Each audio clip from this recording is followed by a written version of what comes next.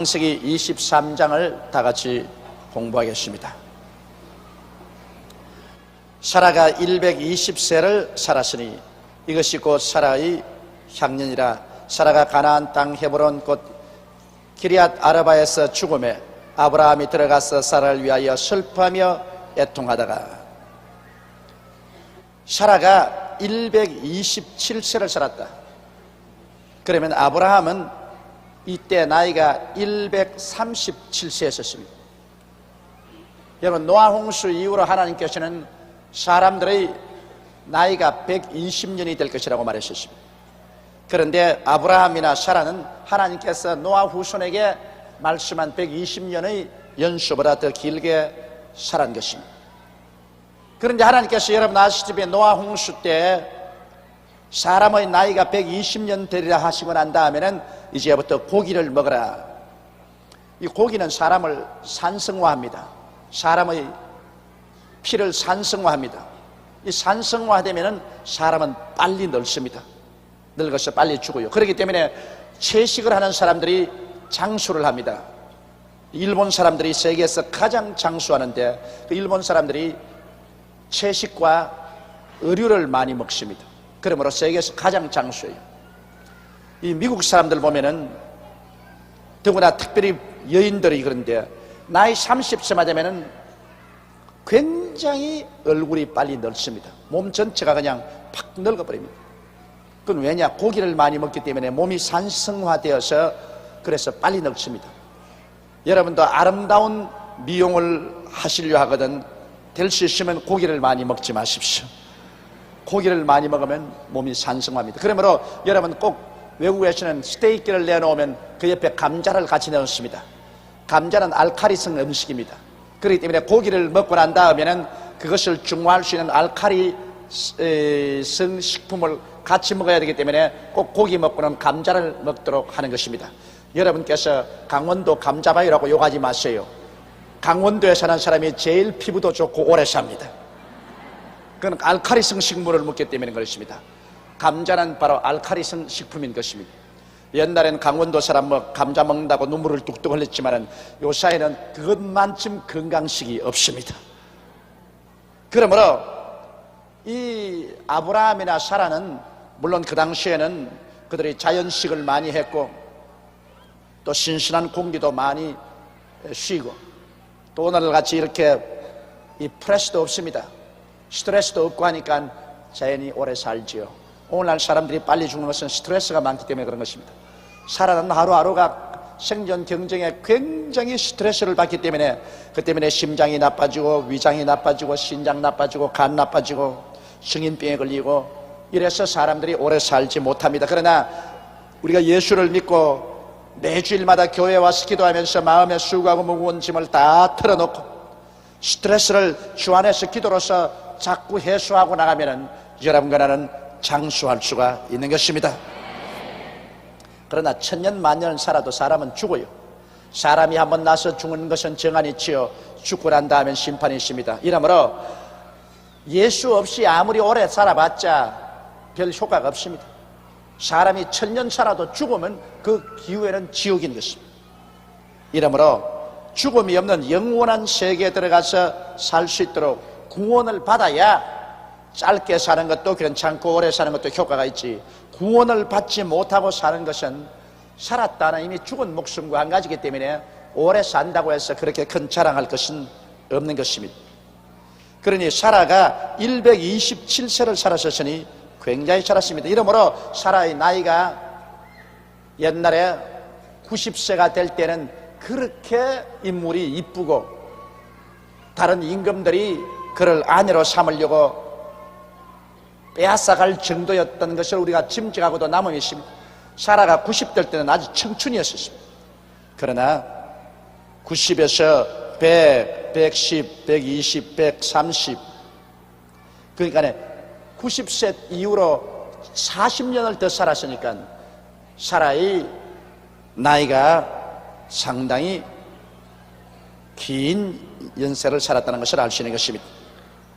그래서 사라가 가나안 땅 헤브론 곧 기럇 아르바에서 죽음에 아브라함이 들어가서 사라를 위하여 슬퍼하며 애통했습니다.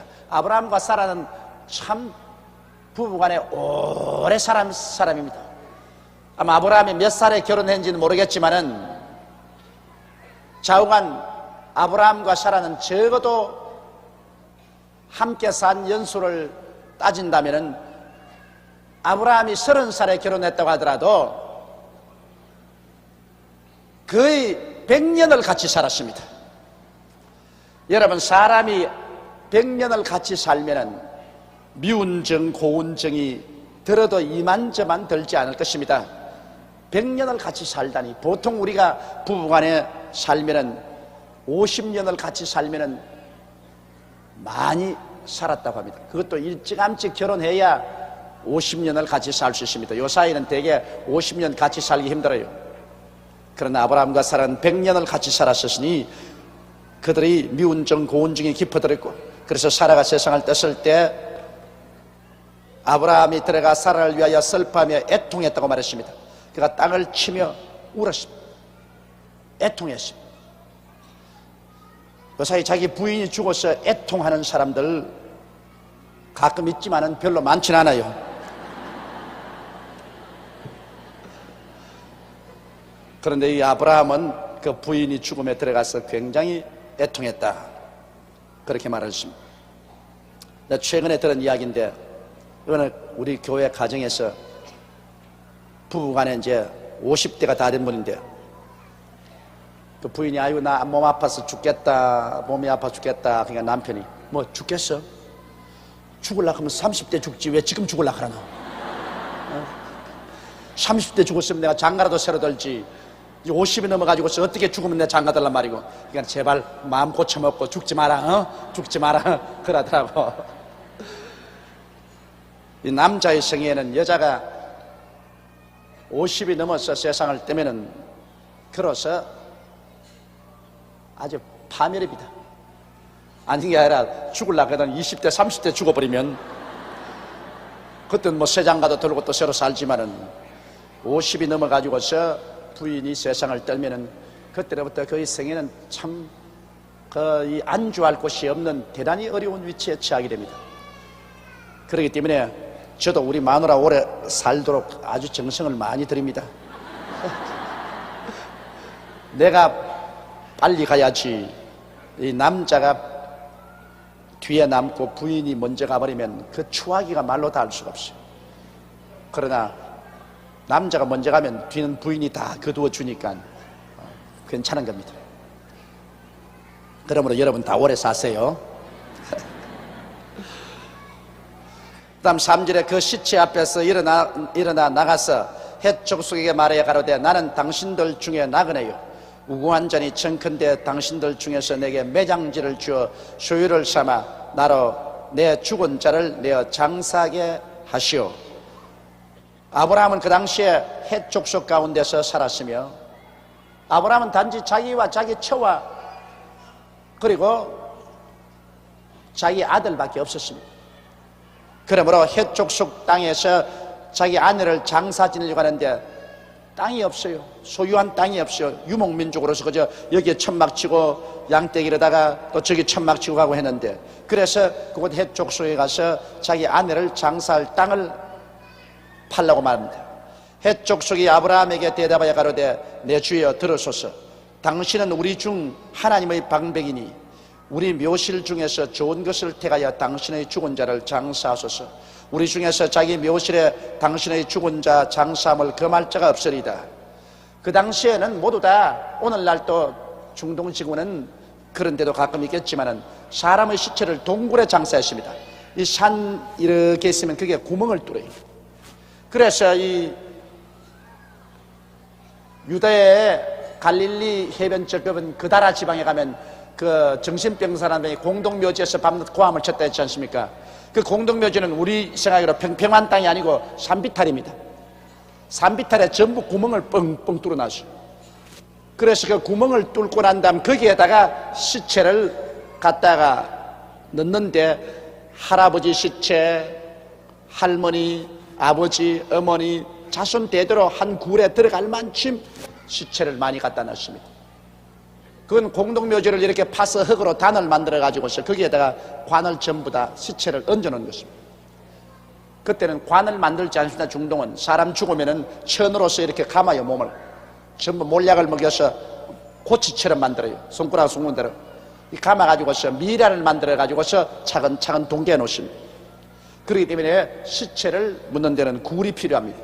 이래서 아브라함이 자기 아내를 묻을 굴을 하나 살려고 하는데, 여기 헷 사람들은 자기 공동묘지가 있어요. 굴을 많이 뚫어놓은 곳이 있는데 그 공동묘지에 어느 굴이든지 하나 마음대로 쓰라고. 당신들은 우리 가운데서 하나님 믿는 사람으로 참 훌륭한 사람이에요. 우리가 존경할 사람이니까 뭐 우리 해쪽 속의 공동묘지 굴 뚫어놨는데 아무데 가서 시체를 장사해도 우리가 반대 안 할 테니까 그렇게 하라, 그렇게 말을 했습니다. 보면 아브라함이 훌륭한 인격자였어요. 그곳에 이방인인 해쪽 속 가운데 있으면서도 굉장히 존경을 받는 그러한 삶을 살한 것이 틀림이 없습니다. 그렇기 때문에 해쪽 속이 이분에게 어느 공동묘지든지 마음대로 쓰라고 말씀을 한 것입니다. 여러분, 사람은 이 세상에 살면서 인심을 얻어야만 합니다. 사람이 인심을 잃어버리면 어려운 일을 당할 때 도와줄 자가 없게 되는 것입니다. 그러나 인심을 많이 얻어놓으면 어려운 일이 있을 때 도와줄 자가 있는 것입니다. 이렇기 때문에 이 세상에 덕을 많이 사는 것이 가장 중요합니다. 덕을 쌓아놓으면 나중에 인생의 어느 길에 가서 꼭 도움이 필요할 때 그때 많은 사람이 도우고 났습니다. 그러나 현실적인 안목에서 자기의 살이 사욕 때문에 많은 사람에게 상처를 입혀놓으면 그 다음 나중에 인생의 어느 골목에서 괴로움을 당할 때 사람들은 다 기피해버리고 마는 것입니다. 여기 아브라함이 덕을 많이 쌓은 것에 틀림이 없습니다. 아브라함은 헷석 족속 가운데 있으면서 가난한 사람에게 소도 양도 준 적도 있고, 또 어려운 고아들에게는 먹을 것도 주고 아마 돌봐준 것입니다. 그래서 이 헷족속 가운데는 아브라함은 하나님 섬기는 사람으로서 하나님의 방백이라고 이름이 나 있었습니다. 그러므로 아내가 죽어서 묘실에 장사하려고 할 때 해족속 사람이 모두 다 우리 공동묘지가 있지 않습니까? 우리 뚫어둔 굴 많아요. 누구 굴을 쓰든지 마음대로 썼어요. 이 가운데서 당신이 우리 굴을 쓰는 것 막을 사람은 아무도 없습니다. 굉장한 증거입니다. 아브라함이 그곳에서 많은 후덕을 세웠다는 사실을 여기에 보여주고 있는 것입니다.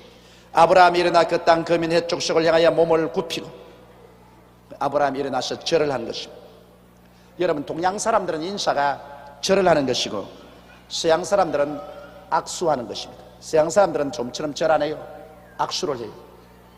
그렇기 때문에 서양 사람들의 절은 악수고 동양 사람들의 절은 절입니다. 그런데 어떠한 사람들은 절하는 것조차도 우상 경배하는 것이라고 해서 절을 안 한다, 절하는 것은 나쁘다, 서로 자식이 부모에게 절하는 것도 나쁘다, 정초에 가서 세배 드리는 것도 우상숭배다, 그렇게 말하는 사람이 있는데 나는 그것 동의하지 않습니다. 여러분, 어떻게 정초에 가서 부모에게 세배하는 것이 우상숭배입니까? 부모가 어떻게 우상이 됩니까 도대체? 부모는 어디까지 있는 내 부모지, 부모가 어떻게 신이라고 어디 우리가 말합니까? 부모는 신이 아닙니다. 부모에게 절하는 것, 그거 공손한 인사지 어떻게 그게 우상숭배가 됩니까? 하나님 믿는 사람은 그러면 부모에게 절도하지 마라 말입니까? 무슨 소리를 하는 것입니까? 극단적인 율법주의자들은 정초에 부모에게 세배드리는 것조차 우상숭배라고 해서 하면 안 된다고 말하는데 그것은 오히려 불효막심한 행동이라고 나는 생각을 합니다. 이 동양에서 절이라는 것은 인사입니다. 그 서양 사람들은 원래 절이 없어요. 그렇기 때문에 그저 가서 악수만 하는 것이지 절 안 합니다. 그런다고 해서 우리 동양 사람이 꼭 서양 풍속을 쫓아가지고서 동양의 아름다운 풍속을 저버리고 악수만 하고 돌아다닐 필요는 없는 것입니다. 나는 오히려 악수하는 것, 이것이 우리 동양 사람의 기질에는 맞지 않다고 생각해요. 왜냐? 서로 잘 아는 사람끼리는 몰라도 모르는 사람 나무 부인하기까지도 손을 덥석 잡습니다. 그 옛날 같으면 그 기절 초풍을 할 일이요. 그런데 불러고 요사이는 서양 풍속이 와서 뭐 알든 모르든 처음 만나면 남녀 할 것 없이 전부 다 손을 잡고 흔들어 제낍니다. 그게 별로 덕스럽지 않습니다. 그러나 이렇게 허리를 굽혀 절하는 거야. 거리를 두고 있는 것이니까 그건 뭐 아는 사람도 좋고 못하는 사람도 좋고, 보통 때는 이렇게 지라고, 국회의원 나왔을 때는 이렇게 지라고. 그게 다르다고요. 보통 때는 뭐 허리 뭐 한 45도인데 국회의원 나오면 90도로 허리를 굽혀야 돼. 당선되면 그 다음엔 또 이라고.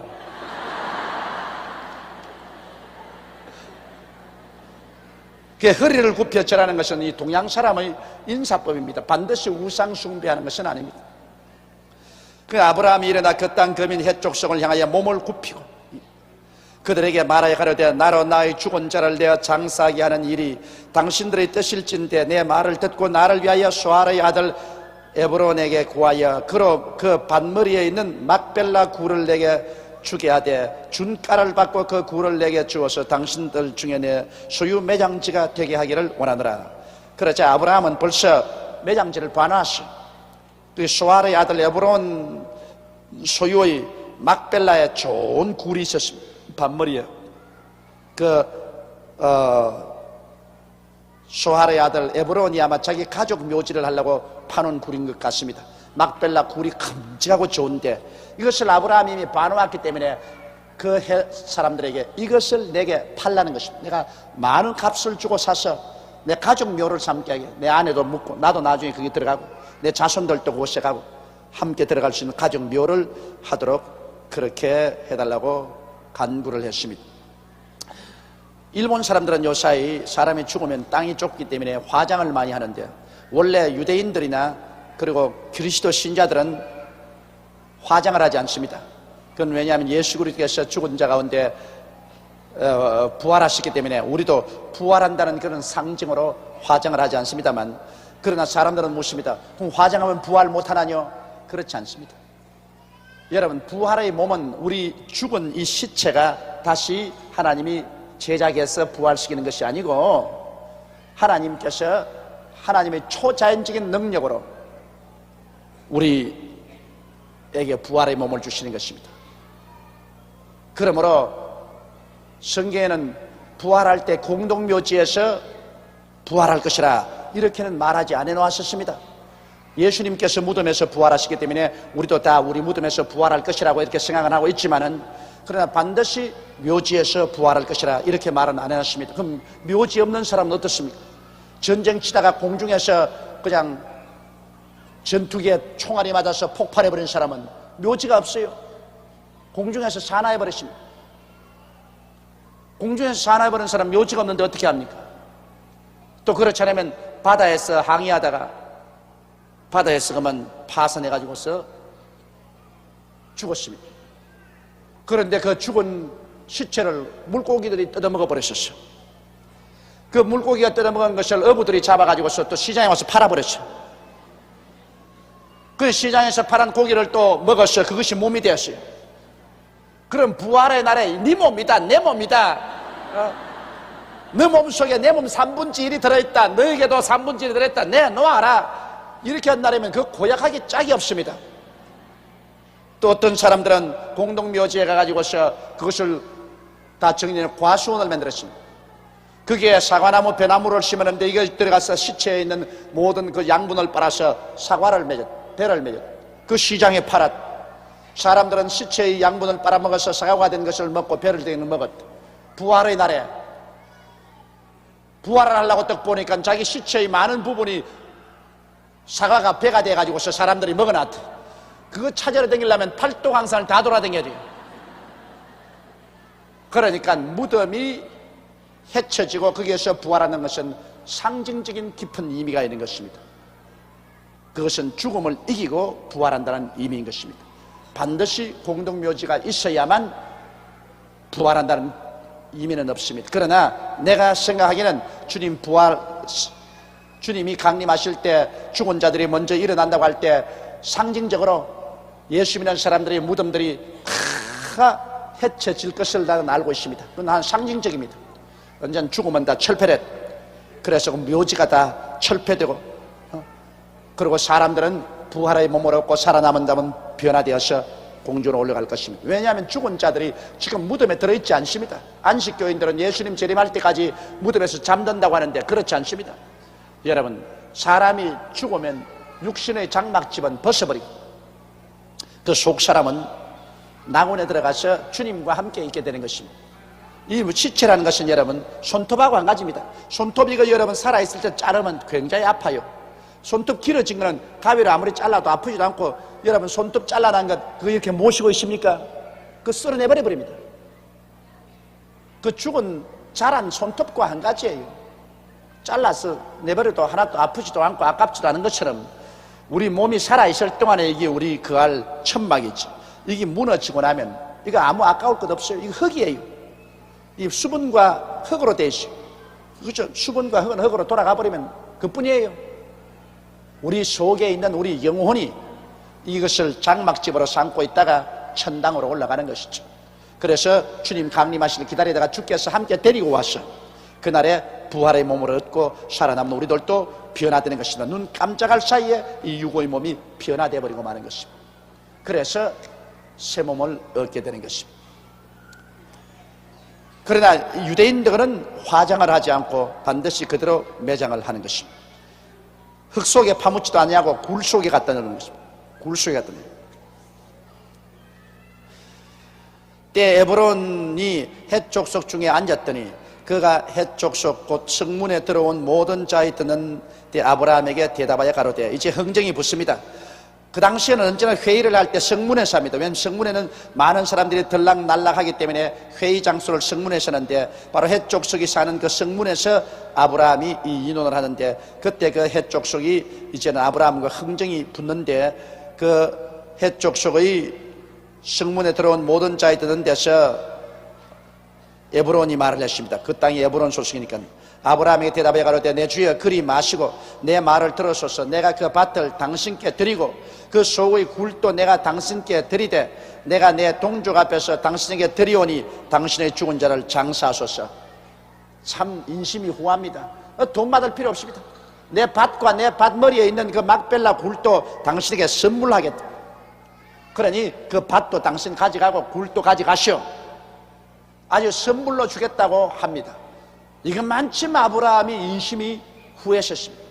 그가 많은 선한 일을 해놓았었습니다.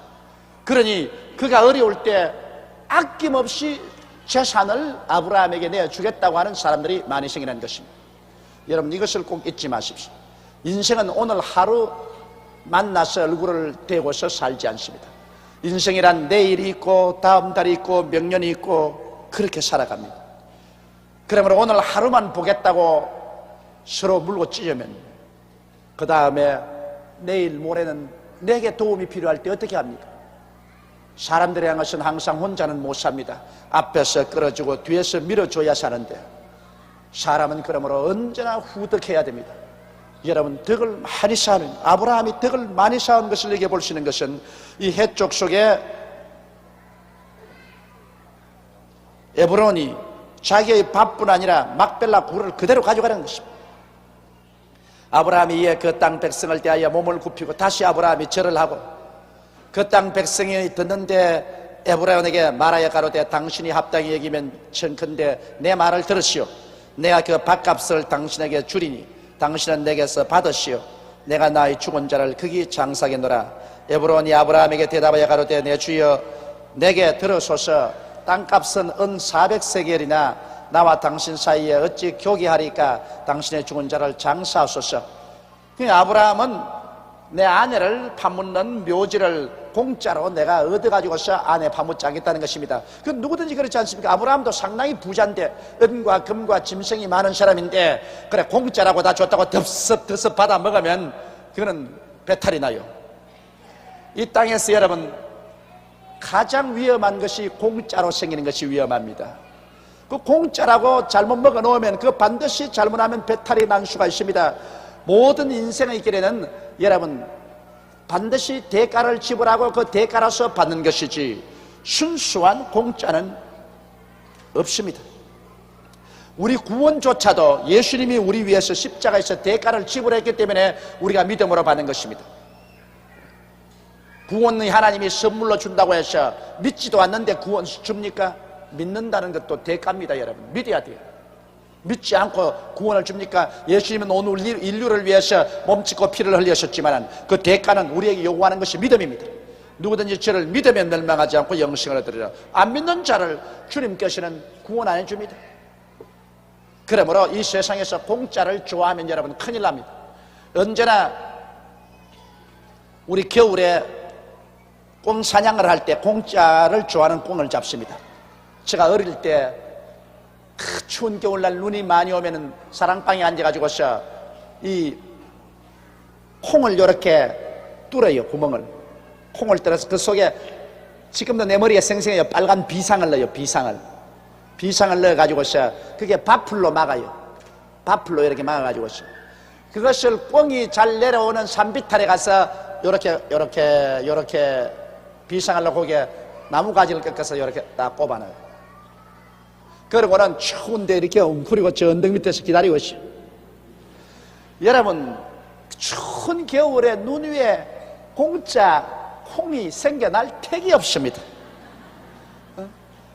그건 가을엔 몰라도 그 추운 겨울에 그런 공짜가 있으면, 근데 꽁이 아침이면 싹 산에서 내려와요. 날라 내려와서 이 장기하고 암꽁하고 때를 지어서 이렇게 가는데, 제가 여러 번 그 이런 아침에 추운 겨울에 그걸 앉아 꽁아 먹어라 하고서 기다리고 있는데, 참 보면 이 암꽁은 굉장히 머리가 좋다고요. 거기 와서 탁 보고 그 콩이 놓여 있으니까요, 암꽁은 와서 딱 보고 고개를 갸우뚱 반드시 합니다. 그 콩을 보고. 왜? 이 추운 날에 눈이 덮인 곳에 이렇게 웬떼기 놓여 있을 택이 없다는 것입니다. 그러고는 안 먹고 지나갑니다. 그러나 이 그저 벼슬을 붉게 하고 털이 아름다운 수컷은 와서 턱 보고 퍽 하고 그냥 먹어버립니다. 공짜란 웬 이런 공짜 떡이냐. 먹고 난 다음에 그 다음 그 독이 몸에 퍼지도록 기다리시면 얼마 안 있으면 꽁이 꽉 부드득 꽉 부드득 그럽니다. 걸어가면서 부르륵 하고 또 꾹 그러다가 또 부르륵 하면, 그러면 그 암꽁이 따라가요, 쑥꽁을. 그런데 아이고 이제 잡았구나 뛰어가면 안 됩니다. 그러면 그래도 날아가요. 푸르르 날아가요. 완전히 뻗어서 발을 이렇게 뻗고 일어설 때까지 기다려야 돼요. 그러면 가서 그 꽁을 주워와요. 그래서 꽁을 잡던 기억이 납니다. 그러면서 저희 속으로 늘 생각이라, 야, 이 녀석아 공짜가 어디 있느냐? 이 추운 겨울에 논 위에 무슨 공짜로 너 먹으라고 콩을 이렇게 뿌려놓을 택이느냐? 너 잡으려고 뿌려놓지. 이 세상에서 공짜를 많이 바라면 반드시 마귀의 사슬에 걸립니다. 그 공짜 뒤에는 반드시 마귀의 낚시가 있어요. 그 공짜를 덥석 먹고 나면 잡아당기면 그건 걸리는 겁니다. 아브라함이 그 아내를 묻을 굴을 구하는데 자기도 상당한 재산이 있는데 그래 공짜로 받아서 자기 아내와 가족 묘지를 삼을 틈은 없습니다. 그래서 자기가 돈을 주고 사겠다. 그러니까 그럼 얼마냐? 400세겔이다. 그러나 400세겔인데 당신과 내 사이에 무슨 돈 주고 물건 흥정하겠는가? 그냥 가져가소서 해도 아브라함은 아니라 줄 것은 줄고 받을 것은 받아야 된다. 그래서 아브라함이 에브론의 말을 쫓아 에브론이 해쪽 수고에 듣는 데서 말한 대로 상고의 통용하는 은 400세겔을 따라 에브론에게 주었습니다. 마므레 앞 막벨라에 있는 에브론의 밭을 바꾸어 그 속의 굴과 그 사방에 뚫린 수목을 다 성문에 들어온 해쪽 수 앞에서 아브라함의 소유로 정했습니다. 모든 사람 앞에 이거는 이제 아브라함의 소유다 정했습니다.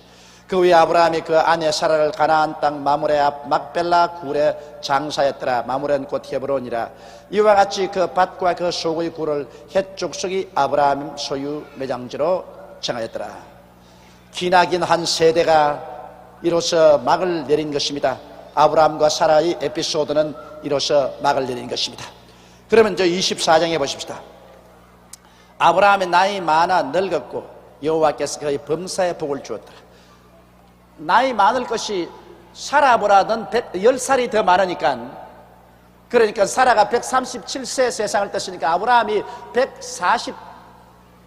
127세에 사라가 떴으니까 아브라함이 137세라.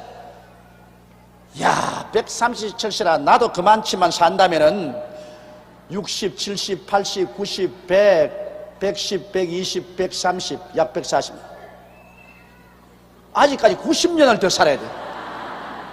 내가 살아간 것보다 더 많이 살아야 돼.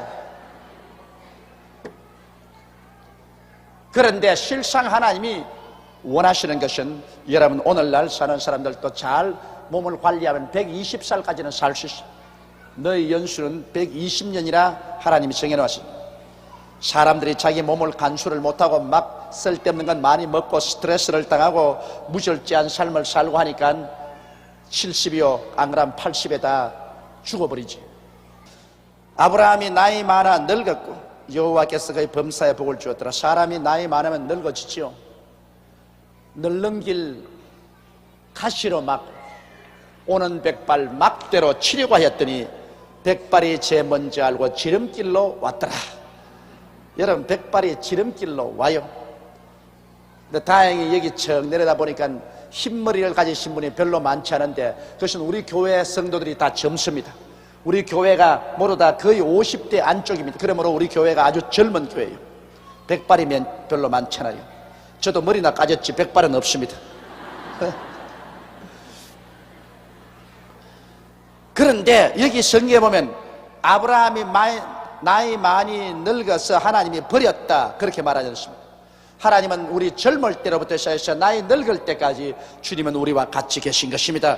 젊을 때만 사랑해 주시고 나이 늙으니까 너는 버려버려라 이렇게 하나님 아니십니다. 아브라함이 나이 많고 늙었고 여호와께서 그의 범사에 복을 주었더라. 모든 범사에 복을 주었습니다. 그런데 왜 제가 영혼이 잘됨같이 범사에 잘됨에 강건하기를 강구하라고 가르치면 조용기가 이단이요 십자가 없는 복음을 전한다고 나의 공격한지 모르겠어요. 아브라함은 범사에 복을 받으셔도 아무 말도 안 하는데 왜 오늘날에 와서 예수 믿고 난 다음에 영혼이 잘되면 범사에 잘된다 하면 그만 이단이라고 야단 법석을 합니까? 범사에 잘되는 것을 이단이라고 말한다면 아브라함은 이단 대장이요. 왜 성경 말씀에 아브라함이 나이 많아 늙었고 여호와께서 그의 범사에 복을 주셨더라고 말이죠. 성경은 말하기를 아브라함과 같은 믿음을 가지면 아브라함과 함께 복을 받는다고 말씀한 것입니다. 그러므로 아브라함이 복을 받았으면 아브라함과 같은 믿음을 가진 그 믿음의 자손들도 복을 받는 것이 마땅한 것입니다. 복이 나쁜 게 아닙니다.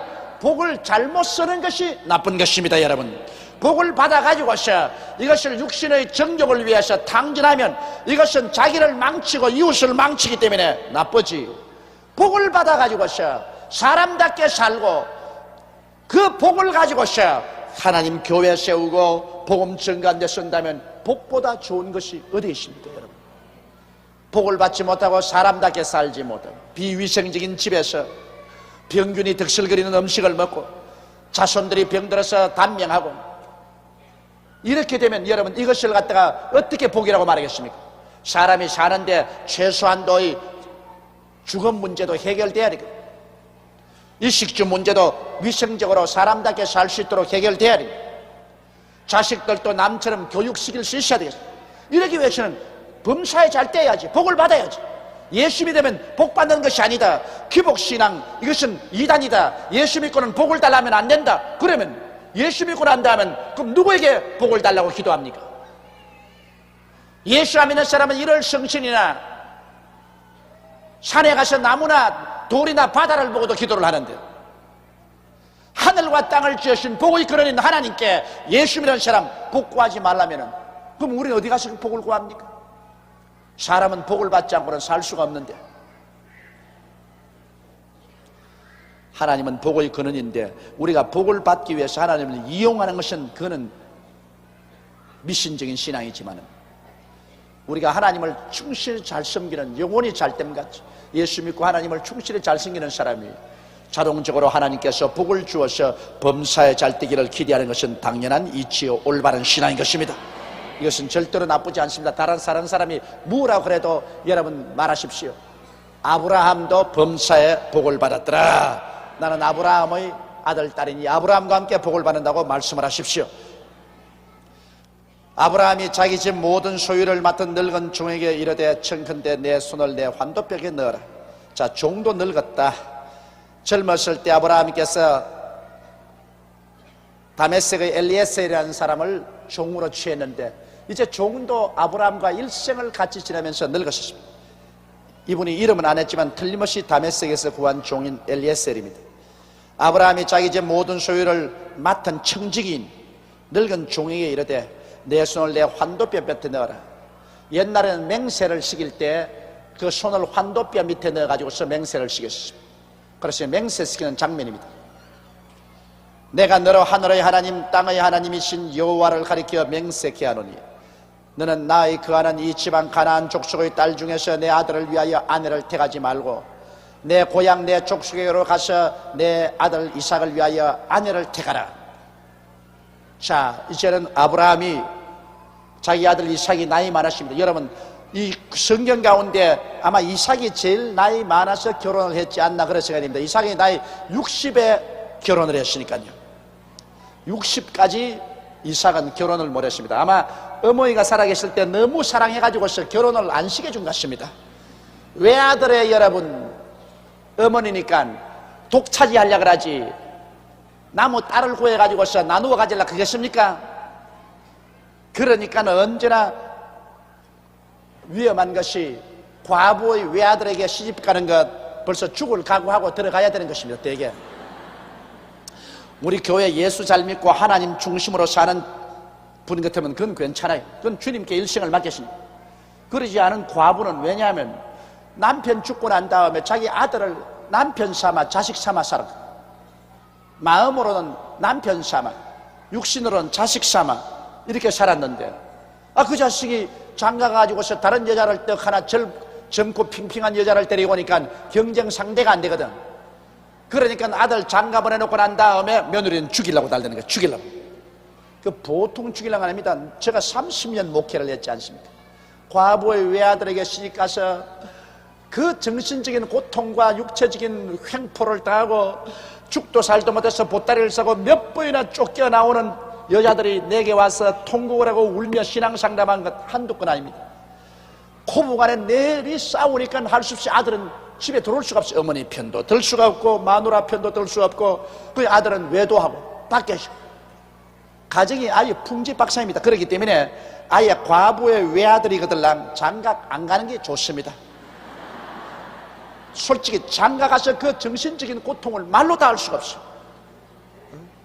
차라리 어머님이 세상 뜰 때까지 이삭처럼 60이 되어도 어머니하고 살다가 어머니 세상 뜰거들랑 장가들어.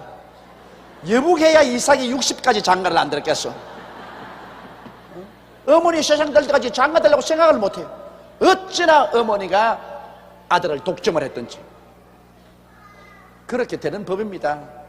그건 사람이니까 그래요. 반드시 그 과부 된 어머니가 나쁘다고 할 수 없어요. 희망이 아들인데 뭐. 희망이 아들인데 그 아들을 젊은 여자가 점령을 하는데 어떻게 해요? 나는 우리 교회 이제는 해결되었지만 과부의 외아들의 시집 가가지고서 참 고생은 말로. 왜냐하면 저녁이 되면은 우리 아들 몸 약해진다 하면서 벽에를 가지고 와서 아들과 며느리 사이에 누워요.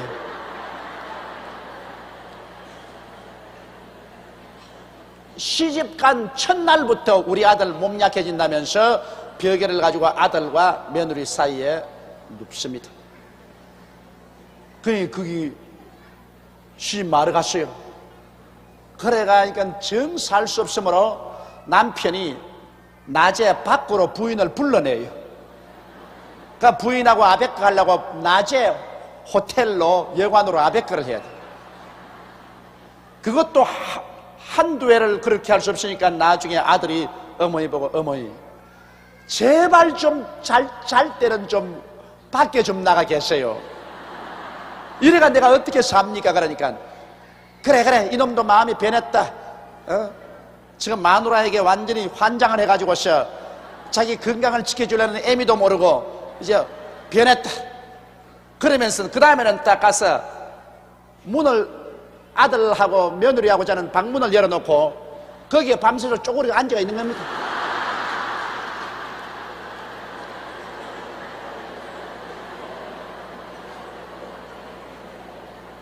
그 부인이 영 노이로제가 걸려서 미칠 지경.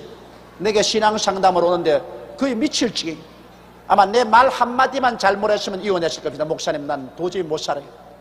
미칠지. 내가 살 도리가 없어. 그러고 난 다음에 남편 출근하면 낮에 와가지고서 막 머리칼등이 잡고서 잡아 당기지 않나?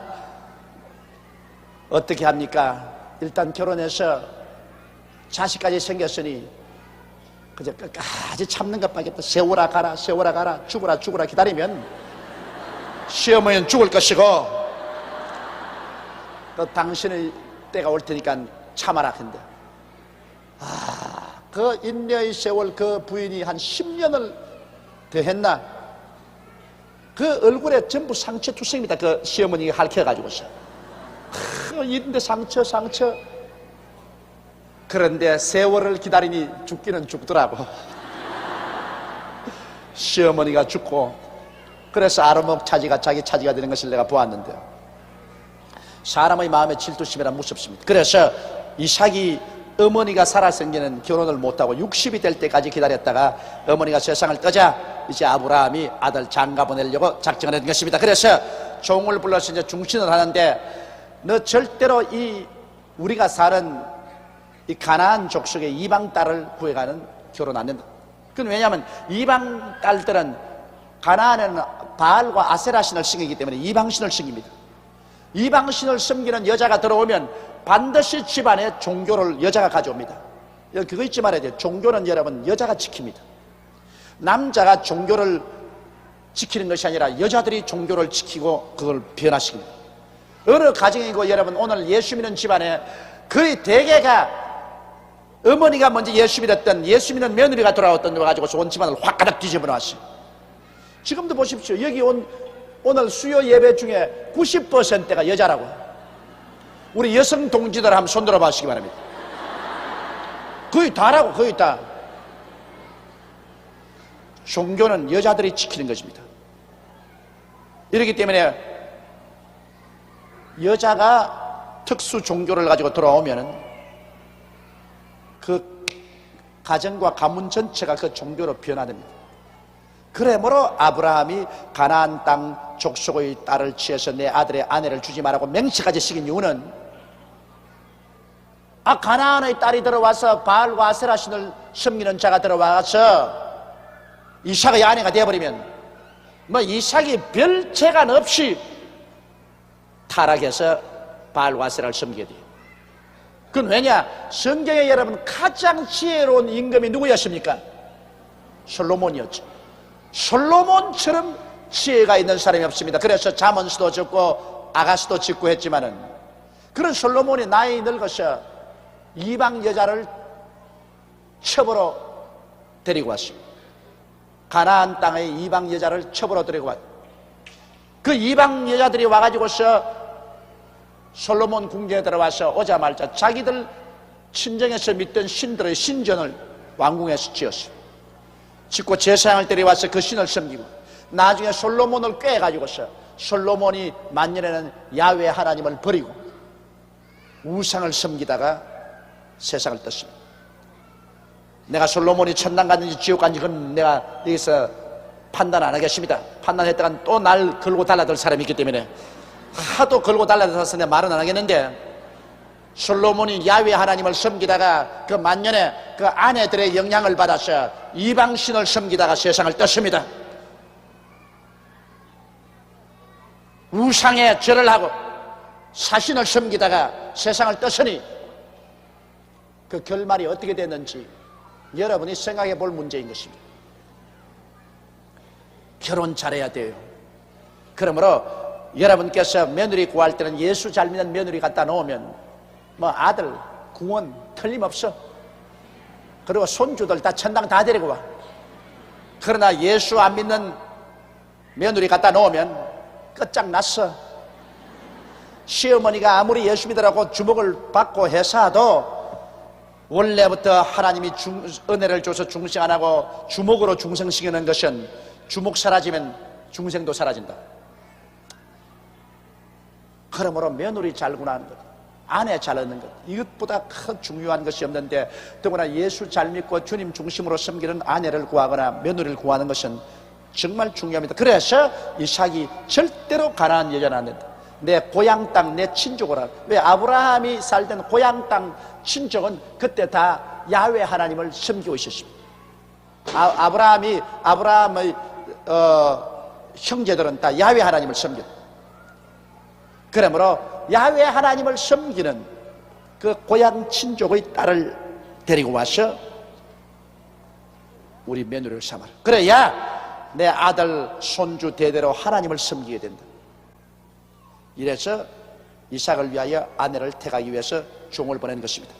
종이 가로되 여자가 나를 쫓아 이 땅으로 오고자 아니하거든 내가 주인의 아들을 주인의 나오신 땅으로 인도하여 돌아가리이까. 아브라함이 그에게 이르되 삼가 내 아들을 그리로 데리고 돌아가지 말라. 종이 말했습니다. 내가 그곳에 가서 주인 고향 땅에 가서 친족들 중에 좋은 규수를 택해서 자 가나안으로 가자 하면 나 안 갈래요. 나 그 뭔데 안 갈래요. 그럼 어떻게 할까요? 그러면 주인의 아들 이삭을 데리고 그리로 갈까요? 안 돼. 그것도 왜 안 되는지 압니까? 만일 이삭을 데리고 고향 땅으로 가면 거기에서 결혼을 득시키면 거기에 있는 처녀가 친정을 떠나서 머나먼 곳에 오려고 합니까? 그러니까 가면 이삭을 잡고 여보 여기서 살아. 그게 마시골로 가. 가나안 안 갈래. 아 그래 가야지. 그러면 한 달만 더 살아. 한 달만 있으면 이제 가야지. 두 달만 더 살아. 1년만 더 살아. 이거 잡혀버린다. 그 남자들이 굉장히 센 것 같지만은 실제는 여자들의 영향력을 너무나 깊이 받기 때문에 그러므로 아들을 보냈다가는 다시는 하나님이 가라는 가나안 땅으로 아들이 안 돌아오고 말 테니까 이것도 하나님 뜻을 거역하는 것이 된다. 이것도 안 되겠다. 그러니 아브라함의 며느리 구하는데 상당히 신경을 많이 썼어요.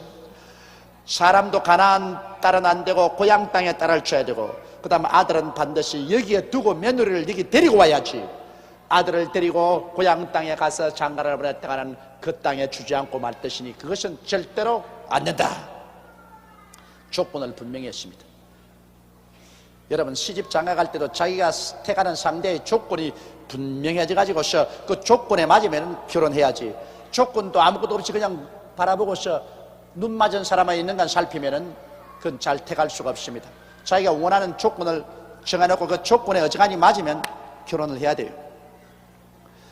아브라함이 그에게 이르되 삼가 내 아들을 그리로 데리고 돌아가지 말라. 하늘의 하나님 여호와께서 나를 내 아버지의 집과 내 본토에서 떠나게 하시고 내게 말씀하시며 내게 맹세하여 이르시기를 이 땅을 내 시에게 주리라 하셨으니 그가 그 사자를 내 앞에서 보내실지라 내가 거기서 내 아들을 위하여 아내를 택할지니라. 하나님이 나를 고향 산천 떠나서 이 가나안 땅으로 가라고 했는데 그리고 이 가나안 땅이 내 후손들의 상속이 될 것이라 했는데 왜 내가 다시 고향 땅으로 아들을 보낼 수가 있느냐? 못 보낸다. 하나님이 약속하셨으니 네가 며느리를 구하러 가면은 반드시 주의 천사가 앞서가서 사람을 결정해 줄 것이라고 말씀을 하셨습니다. 그러므로 타협 없이 가서 데리고 오너라. 만일 여자가 너를 쫓아오고자 아니하면 나 이 맹세가 너와 상관이 없나니 오직 내 아들을 데리고 그리로 가지 말지니라. 여자가 안 따라오겠다면 너 내 아들 며느리 구해오라는 이 명세는 그로서 끝이다. 내 아들 장가 못 보내도 좋다. 그러나 나는 내 아들을 떠나온 고향 땅으로 다시 돌려보낼 수는 없다. 하나님이 이 땅을 내 아들에게 상속으로 주겠다 했었기 때문에 종이 이에 주인 아브라함의 환도뼈 아래 손을 넣고 이렇게 이 일에 대하여 그에게 맹세하였더라. 이에 종이 그 주인의 약대 중 10피를 취하고 떠났는데 곧 그 주인의 모든 좋은 것을 가지고 떠나 메소포타미아로 가서 나홀의 성에 이르러. 나홀이라는 것은 아브라함의 동생입니다. 아브라함의 동생도 이제 방대하게 가정이 커져서 성을 짓고서 삽니다. 나홀 성이에요. 아브라함의 동생의 이름이 나홀입니다. 메소포타미아의 나홀의 성에 약대 10피를 가고 좋은 선물을 잔뜩 싣고 며느리감을 구하러 이 종이 떠났었습니다. 그런데 이것은 무엇을 여러분 상징적으로 보이냐면 아브라함은 야훼 하나님을 상징하고요, 이삭은 우리 주 예수님을 상징하고, 여기에 종은 성령님을 상징하고, 여기에 며느리는 여러분과 나를 상징하는 것입니다. 여러분과 나를 상징해요. 하늘의 하나님께서 그 아들 이삭을 하나님 보좌에다가 두고서 다시 이 땅에 며느리감 구하러 오지 않습니다. 하나님 아버지께서 성령을 보내셔서 이 땅에 지금 며느리감을 구하고 있는 것입니다. 성령은 그냥 오지 않으셨어요. 성령은 약대 열필에 선물을 잔뜩 신고 왔습니다. 성령은 오중복음과 삼박자 축복을 가지고서 약대 잔뜩 싣고 오늘 이 땅에서 며느리감을 구하는 것입니다. 하나님은 이 며느리감을 구해서 천당으로 데려오라 그러지, 예수님을 이 땅에 내려와서 며느리감하고 이게 같이 살아라 말하지 않습니다. 이러므로 하나님의 성령께서는 바로 이 아브라함의 종 엘리에셀이 메소포타미아에 가서 며느리감을 구하는 것처럼 성령께서 오셔서 그리스도의 신부감을 오늘 이 땅에서 구하고 있는 것입니다. 오늘 교회에 온 여러분들은 벌써 신부로 간택함을 받은 사람들이요, 그런데 아직 신부로 간택함을 받지 못한 너무나 많은 사람이 있기 때문에 그 사람들을 간택하기 위해서 하나님의 성령께서는 교회를 통해서 그들에게 권면을 하고 있는 것입니다. 그 약대를 성박 우물 곁에 우렸으니 저녁때라 여인들이 물을 길러 나올 때였더라. 그가 가로되 우리 주인 아브라함의 하나님 여호와여 원컨대 오늘날 나로 순적히 만나게 하사 나의 주인 아브라함에게 은혜를 베푸시옵소서. 이제 종이 우물가에 꿇어앉아 기도를 합니다. 왜냐하면 우물가에 물 길러 오는 것은 여인들이 물 길러 오니까요. 여인들도 대개 어머니가 오는 것이 아니라 이제 다 자란 처녀들이 물동이를 갖고 물 길러 오기 때문에 거기서 처녀를 기다리는 것입니다. 그래서 좋은 처녀가 있으면 만나가지고서 그 부모에게 찾아가서 사정을 하려고 기다리는데 그 우물가에 꿇어앉아서 아브라함이 기도를 했습니다. 우리 주인 아브라함의 하나님 여호와여 원컨대 오늘날 나로 순적히 만나게 하사 나의 주인 아브라함에게 은혜를 베푸시옵소서. 이것은 진실로 오늘날 우리가 하루하루 살아갈 때 여러 가지 어려운 문제를 많이 당할 때 그때 하나님께 무릎을 꿇어 엎드려서 도움을 기도하면 하나님이 우리의 기도에 응답하사 우리의 생활에 도와주는 것을 모범으로 여기 보여주고 있습니다. 성중 사람의 딸들이 물길러 나오겠사오니 내가 우물 곁에 섰다가 한 소녀에게 이르기를, 이제 자기가 보고 적당한 소녀에게 이르기를 청컨대 너는 물 항아리를 기울여 나로 마시게 하라 하리니 그의 대답이 마시라 내가 당신의 약대에게도 마시우리라 하면 그는 주께서 주의 종 이삭을 위하여 정하신 자라 이로 인하여 주께서 나의 주인에게 은혜 베푸심을 내가 알겠나이다. 조건을 세웠습니다. 이게 처녀들이 물길로 오겠는데 내가 봐서 아름답고 우리 주인의 아들의 부인이 될 만한 여인이 오면은 그 물동이를 기울여서 내게 물 좀 마시게 해주시고 주세요 하면 아이고 마시세요 그럴 뿐 아니라 약대에게도 내가 마시게 하지요 하면 그것이 후보가 될 것이다. 왜 그 어려운 조건을 내냐면 여러분 약대는 사막을 지나왔기 때문에 목이 마릅니다. 약대 한 마리가 여러분 물을 몇 동이를 마십니다. 약대는 이렇게 되어 있잖아요. 그게 다 물동입니다. 약대는 물을 마셔서 그게 다 저장하기 때문에 약대 한 마리에 물을 마시려 해도 뼈골이 노골노골할 정도로 물을 퍼다가 구에 부어야 되는데 그게 무려 약대가 10마리요. 약대 10마리에 물을 다 마시려고 하면 적어도 한 2시간 걸릴 것이다. 2시간 땀을 흘리고 물을 길러가지고서 물통에 물을 부어야 되는데 어느 처녀가 물 좀 마시라 하면 마셔줬지 약대까지 마시게 하리이다 이렇게는 안 할 거라. 아주 어려운 조건입니다. 약대 물 마시고 오는 것 이거 장차 좀 설명을 하겠지만 힘든 것입니다. 그래 그 조건을 내세우고 기도를 했습니다. 말을 마치지 못하여 기도가 아직 끝나지 않았는데 리브가가 물 항아리를 어깨에 메고 나오니 그런 아브라함의 동생 나홀의 아내 밀가의 아들 부두엘의 조생이라. 참 안성맞춤으로 만났어요.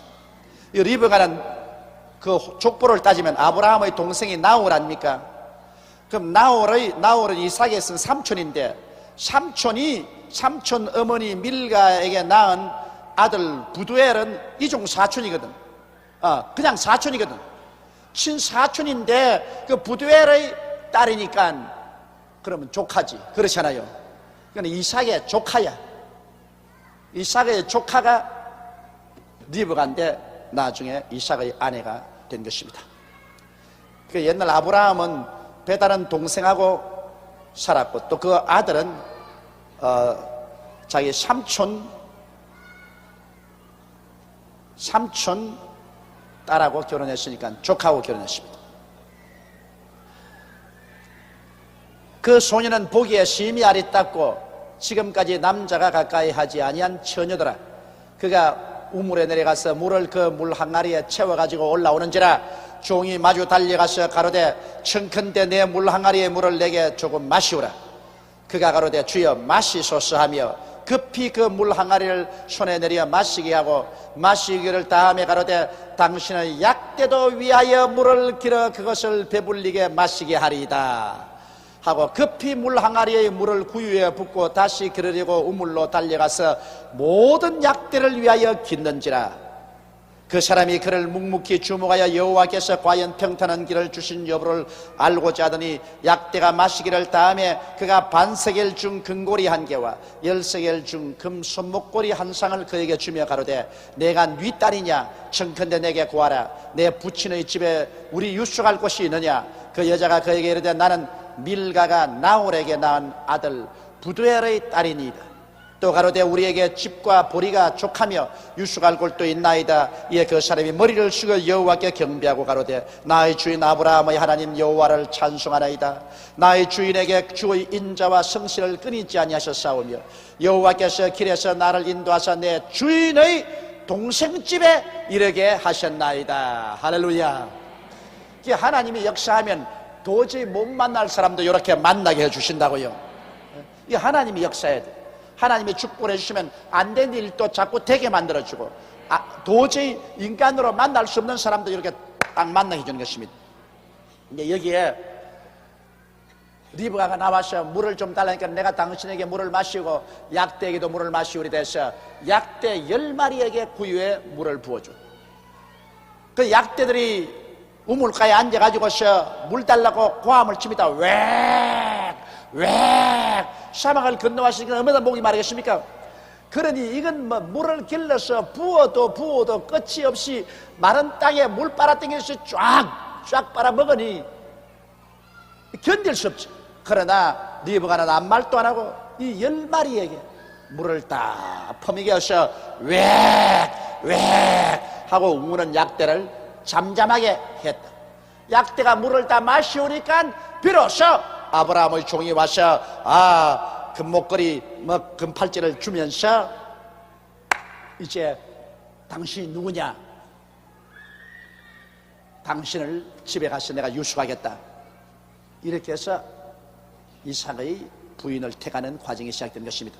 그럼 여기에서 우리가 배울 교훈은 뭡니까? 하나님 오늘 성령께서 여러분과 나를 하나님의 자녀로 택하실 때 여러분에게 시험해 보는 것이 있습니다. 물론 우리가 예수 그리스도를 믿음으로 말미암아 구원은 받습니다. 구원 받지만은 구원의 문에 들어왔다가 떨어진 사람도 많이 있는데요. 성령께서는 반드시 여러분과 나에게 약대의 물을 마시게 합니다. 하나님의 성령께서는 여러분과 나에게 하나님의 축복을 많이 가져와셨지만은 그 축복을 약대에서 내려가지고 나누어 주기 전에 먼저 물부터 먹이는가 안 먹이는가 보는 것입니다. 나중에 이 약대가 싣고 온 그 굉장한 선물을 리브가와 그 가족에게 다 내려서 나누어 주었습니다만 그것을 싣고 오는 것은 약대입니다. 약대는 물을 달라고 고함치기 때문에 약대 물 먹이는 것은 여간 고통스럽고 괴로운 것이 아닙니다. 환난과 시험입니다. 여기 약대라는 것은 여러분이 신앙생활에 다가오는 환난과 시험이 바로 약대인 것입니다. 환난과 시험이 여러분 하늘나라의 선물을 싣고 옵니다. 환난과 시험이 없으면 우리의 생활 속에 아무런 선물도 안 가지고 와요. 그러나 환난과 시험이 다가와서 우리가 환난과 시험에 물을 먹여가지고서 이를 잠잠케 해놓으면 그 환난과 시험이 바로 여러분과 나에게 큰 선물을 불어넣게 되는 것입니다. 이러므로 너희가 여러 가지 시험을 만나거든 온전히 기쁘게 여기라고 한 성경 말씀이 여기에 이루어지는 것입니다. 이러므로 여러분이 나는 시험을 안 당하면 좋겠다, 환난이 안 다가오면 좋겠다, 십자가가 없으면 좋겠다고 생각하는 사람이 있으니까 그런 사람 같으면 역시 하나님의 축복도 받지를 못합니다. 환난은 동등 그 이상의 축복을 반드시 가지고 옵니다. 환난을 여러분 참기가 힘들어 그렇지 환난을 참고 견디면 그 뒤에 동등 혹은 그 이상의 축복을 반드시 가져오게 되는 것입니다. 그런데 자, 여러분의 집에는 어떤 약대가 있습니까? 어떤 집에는 시아버지 시어머니가 약대라 물 달라고 웩 하고 있습니다. 그러면 그 시아버지 시어머니에게 시중 다들고 기도해드리고 참는 것이 약대 물 먹이는 것입니다. 어떤 사람들은 1년을 물 먹여야 되고 2년 3년을 물 먹여도 안 되는 데가 있습니다. 그러나 여러분, 예수 믿고 난 다음에 약대 물 달라고 시아버지 시어머니가 웩 하거들랑 물 먹여야 돼요. 그 물 안 먹이고 피할 수가 없어요. 물 안 먹이면 성령님이 택하는 며느리감이 안 돼요. 어떤 사람은 신랑이 약대예요. 신랑이 약대 가지고서 웩 자꾸 물 달라 그러는데 그 서비스 다 하고 그 영혼을 위해서 기도 다 하는 건 얼마나 괴롭습니까? 그러나 물 먹여야 돼. 자, 한 2마리 먹이고 나니까 또 마당에서 웩 그럼 또 먹으니까 시누이 시아버지가 또 그것도 물 다 먹여야 돼. 물 다 먹여야 돼. 교회에 오니까 어떤 때는 장로님이 약대가 되어서 크기도 하고 권사님이 약대가 되어서 해서 구역에 자고 시험이 되기도 하고, 혹은 조장 구역장이 약대가 되기도 하고, 혹은 구역원이 약대가 돼가지고서 못살게 굴고 자꾸 웩거립니다.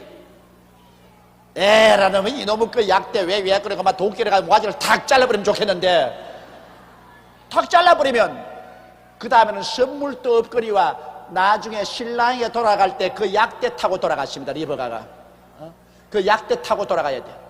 그러므로 약대가 웩거리지만은, 그러나 그 약대에게 물 먹인다고 애를 쓰고 참고 기도하는 바람에 그만 나도 신앙이 더 깊어지고 약대들도 다 물을 다 마시게 되어서 잠잠해지고, 그 약대가 씻고 온 선물 받게 되고, 나중에는 고향 산천 떠나 시집으로 갈 때 그 약대 타고 끄떡끄떡 하면서 사막을 걸어서 시집으로 가는 것입니다. 여러분과 내가 천당에 갈 때 뭘 가지고 가느냐 합니까? 여러분이 이 세상에 대한 시험과 환난을 통해서 얻은 믿음의 약대 타고 가는 것입니다. 시험의 약대 물 먹이는 것 없었으면, 약대 없이 여러분 신앙이 자랍니까?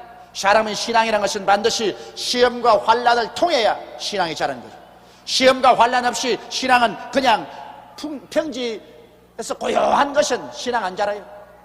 신앙이란 오해도 당하고 고통도 당하고 눈물도 흘리고 괴로움도 당하고 영육간에 큰 시련이 있어 철회하면서 부르짖기도 하고 금식하고 기도하기도 하고, 이런 여러 가지를 통해서 자기가 깨어지고 껍질이 벗겨지고 변화받고, 그러면 그 시련과 환난을 타고서 나중에는 천국으로 영광스럽게 들어가게 되는 것입니다.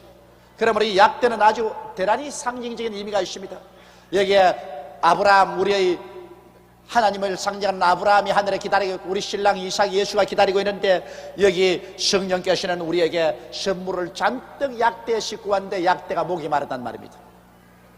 그래서 우리 보고 약대에 물 먹여라, 조용히 약대에 물 먹여라, 너희들 약대에 물 먹여라.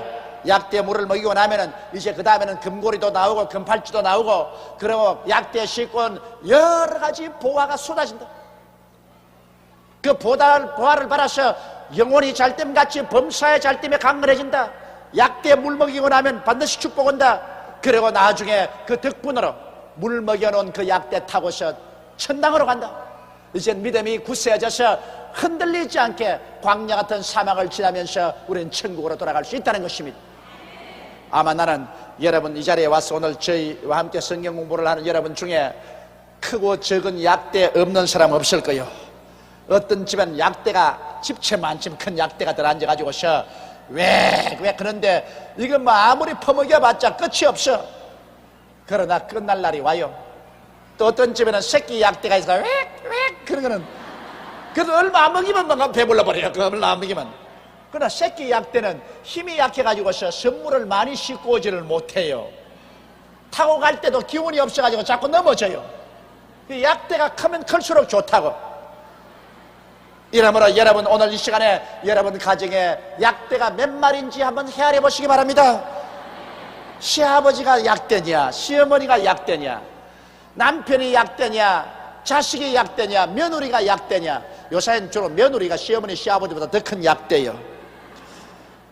가족이 약대냐, 사업이 약대냐, 몸이 약한 것이 약되냐? 그럼 약되게 물을 어떻게 먹입니까? 여러분, 물이라는 것은 말씀과 성령입니다. 약되에 물 먹이는 것은 하나님 말씀 열심히 읽고서 듣고 기도하는 것이 약되에 물 먹이는 것입니다. 기도하는 길밖에 없어요.